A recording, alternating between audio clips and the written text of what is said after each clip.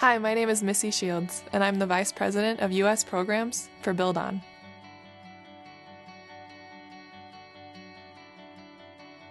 At buildOn, we are working to break the cycle of poverty, illiteracy, and low expectations through service and education. And what that really means is that we're working to lift up the next generation of young people to show them that they can make a difference in their communities, whether it's here in the U.S., in urban, underserved communities, or abroad in developing countries.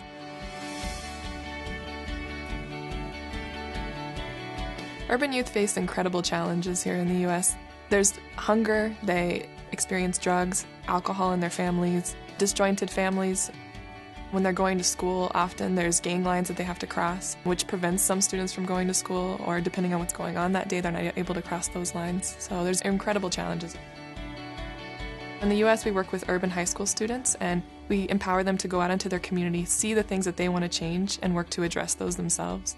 And then we also build schools alongside community members in developing countries. So we engage our community members in empowering them to build the schools, and then we go and work alongside them. And the cool connection is that we send our students from the communities in the U.S. abroad to build schools.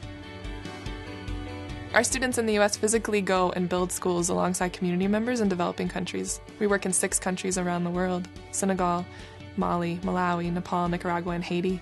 And they live with the community for 2 weeks, and they literally make the bricks, work on the rebar, and do all the different things alongside the community during that time to build that school.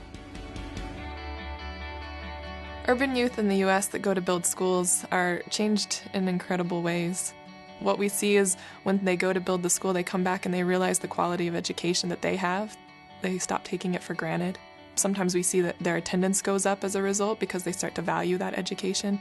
And they also stop taking things for granted that they have at home, and they realize, you know, when I use water for 15 minutes to take a shower, and when I'm in a developing country, we have a bucket with cold water that we have to pull out of the well.